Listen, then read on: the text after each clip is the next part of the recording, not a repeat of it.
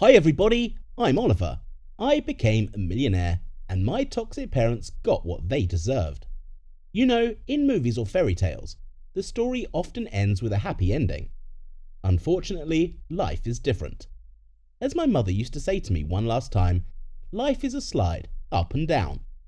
There was some truth in her words, only I did not think about it until I fell in love. Everything in my life, as I pointed out, has been fine. I have money, lots of money. I have not denied myself anything and yet remained free. You may ask, where did I get my money from? After I punished my parents, their former business passed into my hands. Luckily, I already had an idea of how to run it, so things got even better after I took over my father's position as CEO. At my age, I was the youngest executive in the company, and that didn't stop me from making money. It's not for nothing that they say all dreams come true in America, right? I rarely remembered my parents. I visited even less often, and no, I didn't feel sorry for them, because everything they did to me amounted to torture. I will tell you exactly what they did and where they are. I don't think you have a clue, and couldn't ever guess.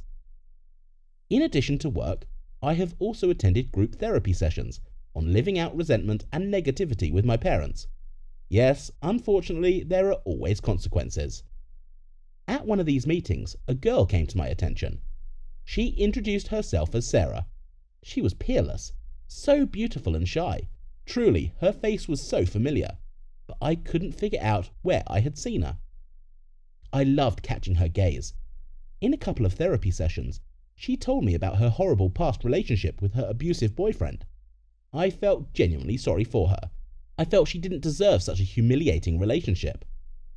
After class was over, we all went out for a coffee break, as is tradition, but she was standing on the sidelines. I went over to her and got her a latte with sugar syrup. She thanked me so sweetly. I was crying so hard during the story, I'm embarrassed now. Come on, everyone cries here, it's normal. They teach us that here. Good thing you didn't see me crying, or I'd have been even more embarrassed. Thanks. Why do you come here? Oh, I'm sorry, I probably shouldn't ask that. No, we share everything here. Like our mentor says, it's a safe space to talk. My parents, they're tyrants. They made my life a living hell, and I still have nightmares about them punishing me for every mistake. It was like this. My father and mother thought that since I was born a boy, I could be pushed around. I had no privacy, and for every mistake I made, I was whipped with a belt. Or rather, first it was a belt, then sticks, dishes, and anything else they could get their hands on. My father said it was the only way to raise my manhood, but in fact, I had 6 broken arms and legs, and once almost broke my neck while he was beating me on the head. Sarah listened to me with her mouth open and then started crying again and expressing sympathy. Then the mentor came over and said the two of us were having a very nice little whisper, but it was time to join in. Afterwards, we walked out of there and I invited Sarah into the restaurant. It seemed like I wanted to chat with her some more. When we left the restaurant, we decided to take a walk, but on our way we met some not very cultured passers-by. One of them came up to me. I couldn't help but respond, as there was a girl next to me. I got punched in the face for my lame blow and immediately fell to the ground. The other 3 surrounded Sarah. While I tried to get up, she put them all down. Wow, I didn't think managers fought like that. Well, sometimes you have to stand up for yourself. I looked at her and was very happy. Later, we started dating. And one day we went to my house, ordered a pizza and watched some crap. Sarah hugged me and asked, "So, where are my parents?" "They're in jail." "Really?" "Yeah, they've been there for a couple of years." "Why? Did you put them in jail?" "Yeah, I just raided the business. I knew my dad was doing drugs with my mum in the office, so there you go. And since I was already an adult, I just took it all over myself." "So don't you feel sorry for them?" "No, they didn't pity me and I'm not sorry." I had just gotten a new slice of pizza when the door to my house burst open. I almost choked with fear. My guards were out and my hands were shaking. I took Sarah's hand and hid it behind me. 2 masked men ran into the house, one of them demanding we kneel down. We got up. I began to ask them not to kill. "What do you want? I'll give you everything." "Her over here!" He pointed at Sarah and she cried. "No, please don't hurt her." "This way!" Sarah went to them and I didn't know what to do out of frustration. The other man presented a knife to her throat and then they took off their masks and I was dumbfounded. Mum? Dad? Long time no see, son. How are you doing here? Give me a pizza. What are you doing here? You don't look happy with us, do you? We've been having a hard time. You didn't even come to see me and Dad. Too bad. What do you want? To take back everything you took from us. But I'm afraid you'll have to pay for the years we spent in jail too. You're going to jail. Along with you. Why is that? Because we'll kill your girlfriend and say you did it. You'll have a knife in your hand and we'll call the cops here ourselves. Mum presented to Sarah's throat even harder. She screamed. My heart was breaking. I couldn't let anything happen to her because of me. I screamed no and asked them to put the knife down, promising to do whatever they wanted. My father demanded all the deed transfer documents, real estate and chattels. I signed everything. Yes, it upset me, but I couldn't do otherwise. Sarah screamed at me not to do it, but no, I had no other choice. That's nice, son. When did you become a man? While you were asleep in the bunkhouse. My father slapped me in the face. I got back on my knees and squinted at him. You know what the beauty of prison is? You get good at remembering faces, even the first time. It becomes your hobby. What's your point? Sarah, does she remind you of anyone? Mum put her hair back together in a ponytail and put a beanie on top. And a memory came flooding back to me. When I went to see my parents for the first time about business, they were always accompanied by an escort. It was her. Mum let go of Sarah and she laughed. Yeah, you're dumber than I thought. No. Are you in on it? And how did you think they were going to get out of here? She and I will split your money. Don't worry. You've tripled our fortune, son.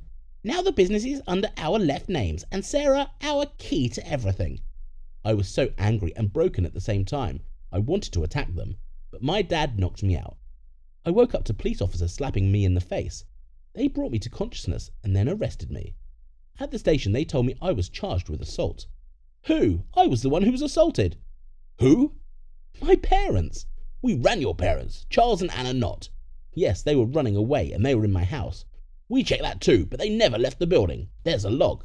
It's a fake. They have an accomplice. She works there. Who? That's her? They pointed me to Sarah, who was beaten beyond recognition. Her face, it was bloody. I screamed that it was a setup, that I hadn't touched her. And you know what they told me? Sarah reported me to the police saying that I had beaten her, robbed her, and molested her. It wasn't me. It was a setup. It was my parents. Yeah, bravo. I can still hear my father and mother laughing in my ears. But you know whose is the loudest? It's my girlfriend's voice. Well, there you go. I'm in jail. They're making the case to court. What about Sarah? I haven't seen her since. From what I hear, she's been in this business a long time. Doing business with businessmen, becoming their right-hand man, screwing over whoever they want. So I got caught in her trap. Wish me luck. There's another hearing coming up, and I'll have to meet my parents again. Hello everyone, my name is Archie. Do you believe that miracles can happen in life? Yes, not really me either. I've always felt like I had to pay for everything. That's why I grew up terribly distrustful of people. Maybe that's why I pushed many people away from me. I think now I will tell you my story, and you will draw conclusions and share them with me. So it will be easier and easier for me to understand myself. I've been in this house for so many years, since I was born. The thing is, my mum worked here, and so did my dad. They were servants to Mr. Lowe's parents. Actually, that's where they met. Then they fell in love, and my mother got pregnant. Honey, is something wrong? Do you have a stomachache? You look very sad today. Darling, what will happen to our children? I don't want him to work here next to us. I want him to grow up free and educated. This job is our choice. He can have his own. But we will make sure that he has as many options as possible. And then they died, and I became an orphan. I don't know exactly why they were gone, but the local staff working at the time said they were sick. I was raised by another servant, because my parents had worked well and won over their hostess. Mrs. Lau allowed me to stay with her. I've been living and working here ever since. Archie! Archie! Archie! Where are you? I'm here, Mr. Jonathan. Where are you? Quickly mow the lawn, it's time. Okay, I'll do it. Mrs. Lowe, I'll do it. It's just that the car broke down. I fixed it. It's already fixed. I'll start now. There are guests coming in 10 minutes. I don't want the lawn mowed in front of them. Hurry up. Yes, ma'am. William, what are you doing? Go home. Quickly. Her son just laughed and went into the house. Why is he so angry, her son? He's always been like that. That's how he grew up. He's not only mocking you, he's mocking me too, and more than once. But why? It's so humiliating to put up with all of his antics. What can you do? He's our host. He's the owner's son. He didn't hire us, and he doesn't pay the salary, so I'm not responsible for myself. Sit tight if you don't want to fly out of here. Mr. Jonathan and I sat late in the evening eating dinner, sitting on the grass, and at the back of the house chatting. I then promised him that sooner or later that I'll pay that kid back. He always bullied everyone, and it couldn't go on like this. At that moment, he, William, came out into the street. Oh, and I wanted to get some air, and there are 2 piles of garbage sitting, still eating. Take it back. Oh, don't open your mouth, it stinks worse than... But no, I'm just kidding. It doesn't get any worse. You forget yourself, boy. I can fire you, or I can put you away. I don't care. I won't let you talk to us like that, just because you have money. Yes, someone in this life was lucky, and someone's parents died a long time ago. You know, if I was your father, I would be ashamed to have a son like you. Tell me, how many times has your mother turned over in her coffin for being ashamed of herself? At that moment, anger boiled up in me. I couldn't stand it anymore, and attacked him. William and I had a big fight. The gardener tried to separate us, but he also accidentally got hurt. One of the guests came out at that moment, and everyone gathered around us. Mrs. Lowe came up to us, separated us with her voice, and then looked at me and at her son and said, "Boys, this is not the way to behave. We have guests." Someone in the crowd shouted that the servants were not allowed to behave like this and demand that I be arrested, and quickly. But somehow Mrs. Lowe overplayed the situation. This is not a servant, but my second son.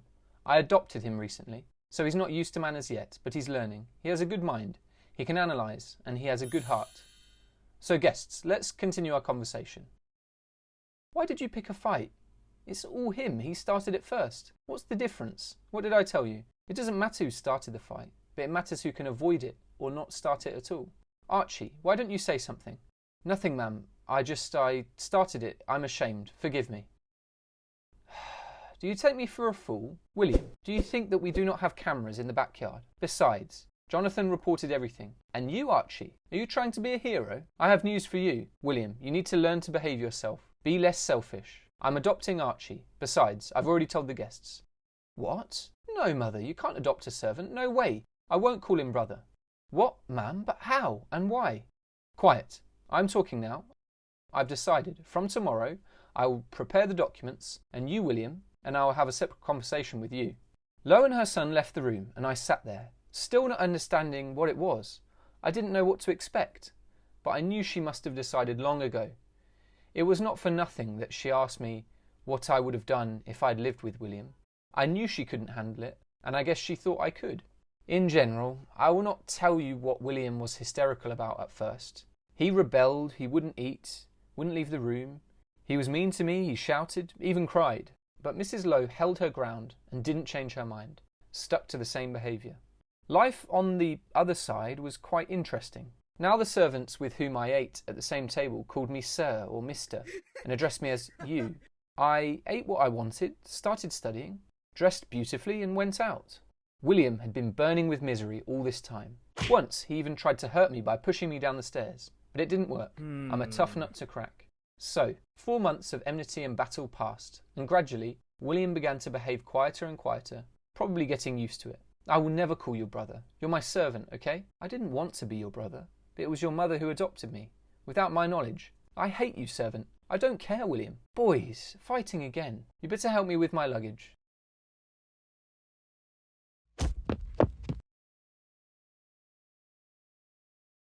Mum, how are you? It's all right, boys. The doctor said that one of you saved my life. It's him. Is that true? Me? I was trained to give first aid, that's all. Thank you, son. Can I get you anything? Maybe some water? She's all I have, thank you. And at that moment, for some reason, I felt so good at heart. That was the beginning of my relationship with William, Mrs. Lowe. From that moment, I lived very differently and much happier. Tell me, did you guys like my story? Write your opinion about it in the comments below. Do not forget to put some likes on the video, share the video with your friends, and subscribe to the channel.